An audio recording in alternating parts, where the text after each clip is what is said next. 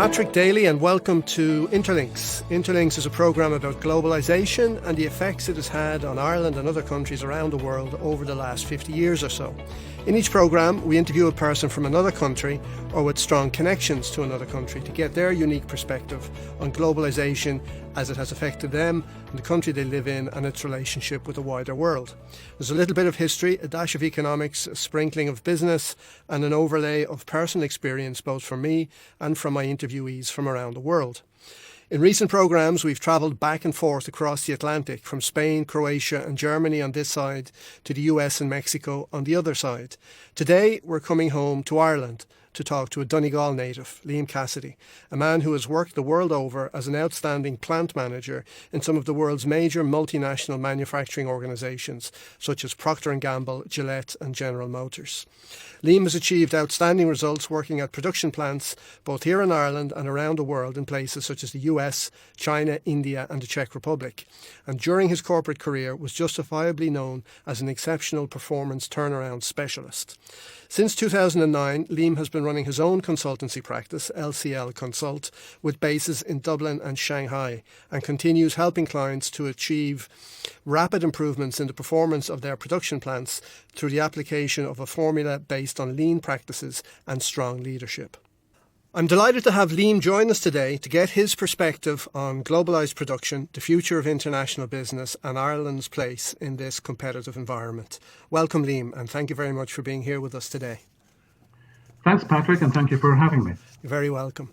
Liam, we've known each other now for, well over 20 years or so, and at that time you were working in Oral-B in Newbridge. But how did you actually begin your career in manufacturing? How did that start? Well, I have to go back quite some years, Patrick. I went into the army straight from secondary school, and I'd done 3 years, and I enjoyed it immensely. But I wanted to, try something else. I wasn't too sure what I wanted to do. I had harboured thoughts of going to Australia, and things like that. But I went to London with another guy who came out with me, and we saw this auto company 2 days after we arrived there, and they had these walk-in interviews like they had back in those days. So we went in, and because we were ex-military, they took us particular interest in us, and they took us off to a different room and talked to us about different things about what we might want to do. And they put us, so they offered us a job. We had no clue what little clue what this job meant, but they wanted to see how we were suited, for various things. So they put us into this program where we spent some time in multiple departments, like import-export, work study, which is the forerunner to industrial engineering. I spent about 3 months there. And then by accident, I ended up in running a production line. A production supervisor collapsed one morning, and they came into the department and looked for someone to come out and take over. And suddenly I was out there at 21 years of age, looking at over 40 people who were assembling speedometers. And after a while, when I got over the shock of being there, I loved it. And that was my first taste of direct manufacturing. And I never really lost that appetite for it after that. Then we were a big supplier to GM, and I got to know some GM people who would come in and come down with us working on new products and stuff. And they suggested to me that maybe I would like to go there. So I ended up working in Dunstable for 6 months with GM, who were in the process of moving their operation down to London. And they put me in the planning department, and that's where I got the first real taste of supply chain, and again my appetite with that grew. And I was with them for 4 years, and then they opened a plant, the Packard electric plant in Tala in 1975, and I moved back then. And initially I was working in the materials organization, running the warehouse, shipping, arranging for stuff to come through customs. Back in those days, there was just every border had its agents and problems, and I just hope at Brexit we don't go back to that. But I do remember that, all of that administration that just added cost. So to fast forward a little bit, Patrick, with GM, I grew to be a senior manager. I ran the production operations, and then I ran the materials organization. And my first taste of lean, which was then called world-class manufacturing, came when I obtained a scholarship to study Japanese manufacturing techniques, which was a scholarship awarded by the EU. It was a 6-month scholarship. No, I never actually managed to get to Japan because 2 weeks before I was due to go, my plant manager resigned, and the other guy came in. They brought in a German guy from Spain, and he didn't want to lose his production manager. So, but he arranged alternative programs to be fair to him for me, and that's when I began to get another view of how manufacturing should be approached. So I had my first big project was the installation of a new warehouse, a new manufacturing project in Tala, and that was one of the most successful projects. It was the first ever supermarket. First ever warehouse based on supermarket principles that GM had anywhere in the world, and it became a showpiece, and it delivered results far beyond what anyone had expected. But I found that in the auto business, and this was the tragedy of the auto business, while they were embracing the practices of lean, then called world-class manufacturing. They didn't or couldn't adopt the philosophy, which is putting people at the center of things and treating people with the utmost respect and invest in them and so forth. They were very top down. They were it was a very tough culture, and they couldn't move away from that. And so I moved away from them, and I went to join Gillette, through Oral-B, which was a division of Gillette. I went down there to head up operations, and a couple of years after that, I ended up running the factory. And that became, I was put in to introduce lean manufacturing, and we made it a showpiece for Oral-B and Gillette. And, the people from all over that world were attracted to come to Newbridge. And we laid the foundations for that factory because it subsequently survived the buyout of the takeover by Procter & Gamble in 2005, and a real stern examination of that operation, because they originally came in with intentions to move it to Eastern Europe and to some of the higher value products to their plant in Germany. But when they had a look at what we were doing, they said, you're doing great, you're actually doing better than us. So that plant survives and thrives to this day, and I'm very proud of that. Manufacturing in Ireland in 1975, what state was Ireland in as a manufacturing base at that time, and how has it changed since? It was pretty basic. It was very labour intensive. People had just the vaguest idea of world-class manufacturing. Language evolves. So there was very, very few people doing it or even thinking about it. And subsequently, there was a huge fallout as costs began to rise. There was a flight out of Ireland in many ways by lots of companies for different reasons. I think that negative trade union activity drove out a lot of them, where unions were just allowed to become too strong and management too weak, and they installed, negative practices and demarcations and so forth, which I think drove out. I could mention a long list of businesses that flew out of Ireland, and I think that they were at the root of that. Others were just costed out. In some extent, I know we're going to talk probably about China later. 5 or 6 years ago, standing before a room full of GMs, of owners of manufacturing businesses in China, telling them that they faced the same choice that we in the West faced, like Ireland, like the UK, and North America, faced back in the 70s and early 80s. And if they didn't modernize, they wouldn't survive. Sure. And there'd be the bloodbath.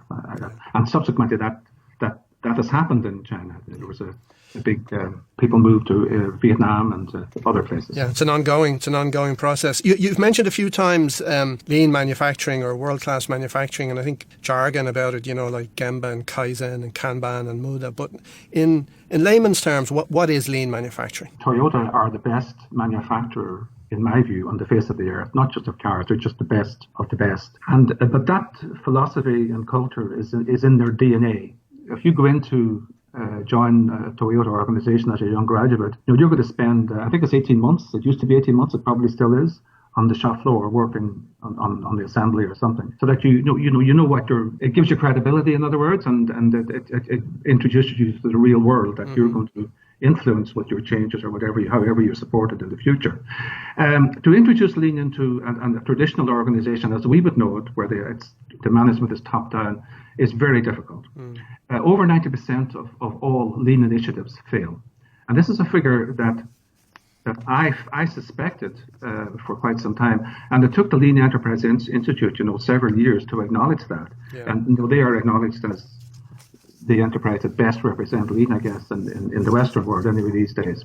So, but to me, it's simple. It's about putting people. It's philosophy of acknowledging that people are your best resource, are your most valuable resource by far, and you must invest in them and involve them, allow them to be involved in decision making around their workstation at whatever level in the organization that they work in. Invest in them, invest in their development in their future, and then the processes that you will introduce, like 5S, like the deadly waste and so forth, they just take to that like a duck to water. Mm-hmm. So I know, in my 40 years in this business, I know of no better way to get the most dramatic results and the most dramatic of transformations. And I have been doing this for a long time. I remember from Oral-B, they asked me to go to Iowa City to prepare the largest toothbrush facility in the world for closure within 2 years. And on the basis that it had resisted change, it was no longer competitive with its sister plants, the Oral-B plant in Newbridge, the Mexico and emerging China. But in 2 years, I led a turnaround there that just transformed that workforce and that factory and made it easily the best plant within Gillette. Mm-hmm. And that plant, I visited there 2 years ago, and they're still expanding. And they rented premises across the road recently to take in product from Germany and from some other places that they were importing to produce them there. Mm-hmm. So this works, Patrick, and it works dramatically. But to implement it in a traditional organization is not easy, because if you don't have the absolute support and commitment from the most senior people, you have no chance. Yeah. And I will not accept a project unless I get a commitment from the most senior people that they will support our activities and follow our path.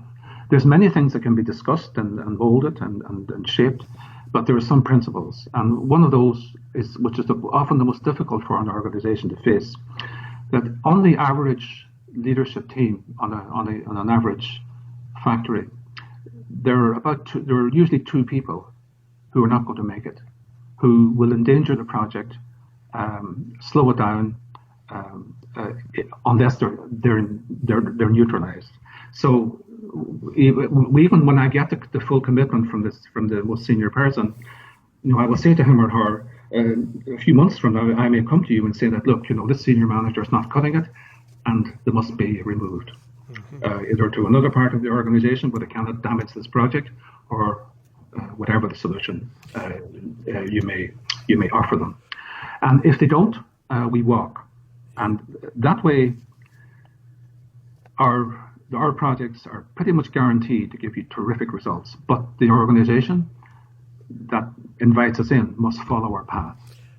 And do the people who you find have to be removed, is there a commonality in terms of the disciplines they come from, or is it random? Can it be anybody on the site leadership team?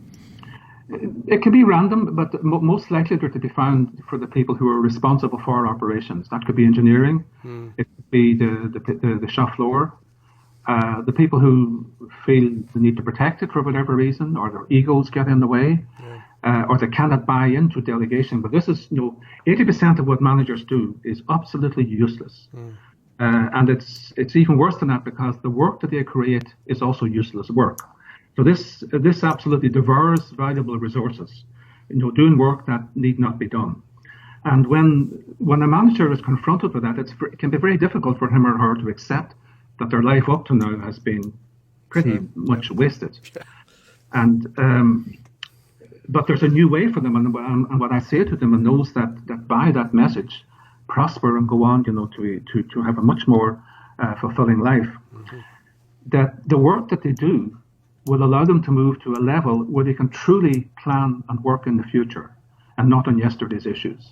Because there are so many organizations are consumed with yesterday's problems, which are going to be today's problems and tomorrow's problems. Because unless you root cause them and drive them out, they will consume you every day. And some people, I remember on a project in Wales a couple of years ago, there was a very well thought of head of manufacturing who was brilliant at putting fires out.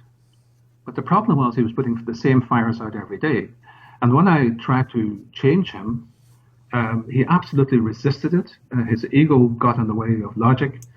And in the end, he had to be removed because it just would not work with him. And this approach to transforming a manufacturing operation, does it vary from country to country? You've done this in many different countries. Does it vary from country to country, culture to culture? Do you need a different approach in Ireland versus America versus China? No. First of all, if you're going to work in a different, like China, for example, where there's a very different culture. I worked very hard to understand the culture before I went there and in my early days there. And but I learned some things that some things don't change and they're truly global. That people need to be valued.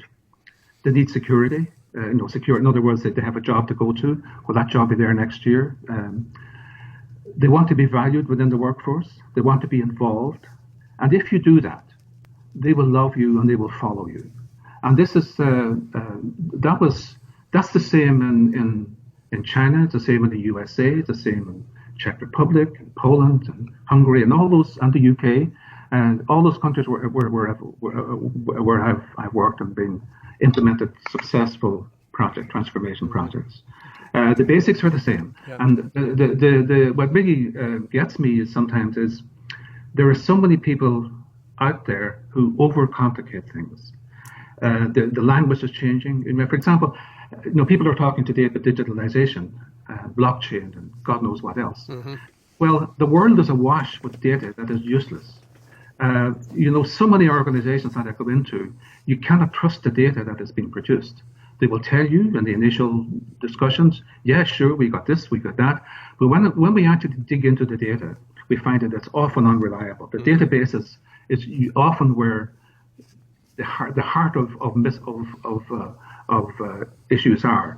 For example, when you look at those reports that finance usually produce, you get variances here and variances there. But if you get in deep in behind those into the databases and who is maintaining them and how are they maintained, very often you find big errors that can really mislead you and send you off in a different direction and, waste resources, waste time. Yeah. And since the beginning of your career, which I think you said spanned maybe 4 decades of manufacturing, you've lived through this era of economic globalization, the multinational corporation, putting plants, supply chain all around the world. So how have you seen the strategies of multinational corporations change in that period in terms of manufacturing, procurement, talent management, and so on? Well, I think as they expanded and they got into different markets, they began to realize, sometimes very slowly, that if you're going to service local markets, you need to be manufacturing there or close by. But to do that, you also have to be very careful. For example, there was a flight of manufacturing from North America and the West to China, and in the case of North America, also to Mexico in the 70s and 80s and 90s. It actually accelerated in the late 80s into the 90s. But they didn't always go for the right reasons. They didn't always go because they had a big market there. They went there on looking at shallow information that they would say 2/3 of their manufacturing costs that they went to China, for example, and ship it back to the USA. But that doesn't work out. Because that was the plan that Gillette had when they were going to shut the Oral-B plant I mentioned earlier in Iowa City. But nobody had confronted them with the fact that it was 57 days by land and sea from China to North America. And to do that in a fast-moving consumer goods environment would have been disastrous for the business. So a lot of businesses who relocated down to China regretted it later if they didn't have a strong emerging local market to service or an Asian market to service. So, but overall, I think that the other thing that if you don't get good at supply chains, you're going to really founder. So you have to be good at how you're going to ship stuff around. your raw materials. How do you get?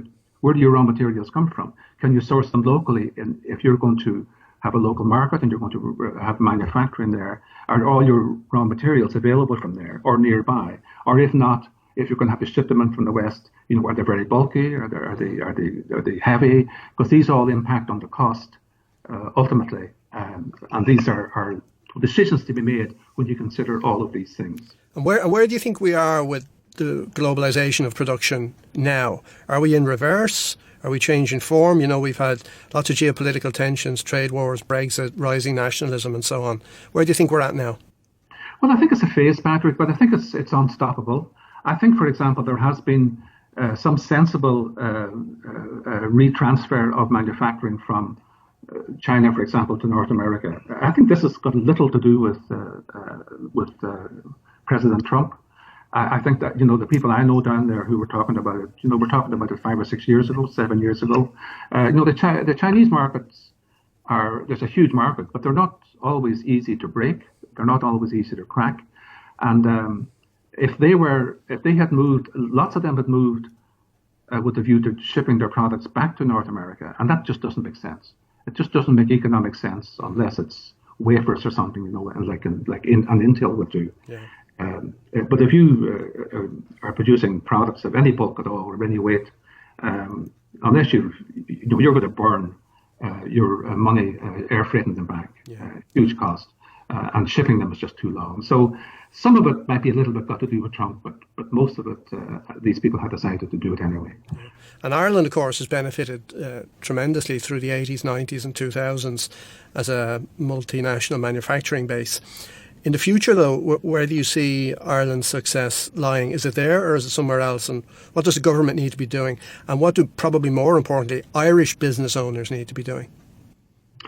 Well, I think that, just to stick with manufacturing for the moment, I think that manufacturing has done a reasonable job of transforming itself here. I think much of the labour-intensive stuff is gone. Most of it is gone.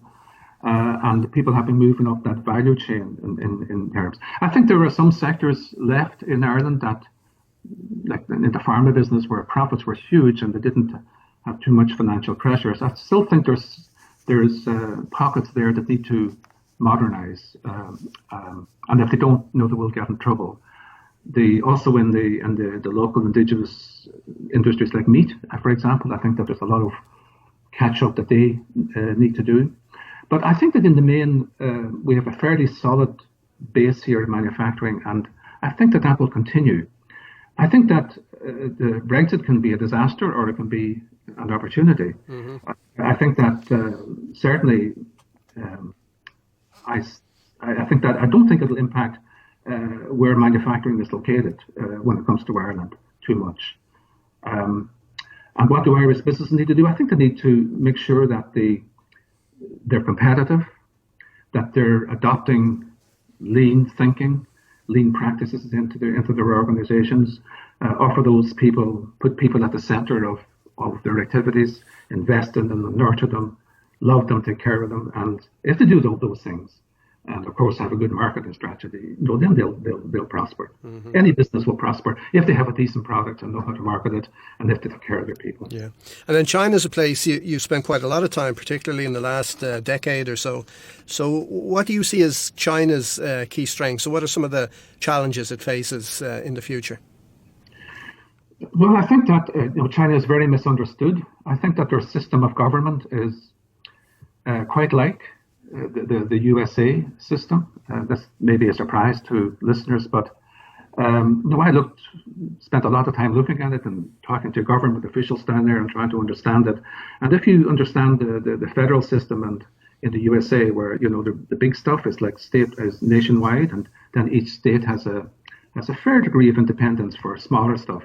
It's quite like that in China too. The big stuff is centralized in Beijing with the Communist Party, the centrist stuff. And then the regions, and there's 56 of them, they have a surprising degree of autonomy on stuff that Beijing doesn't concern itself too much with.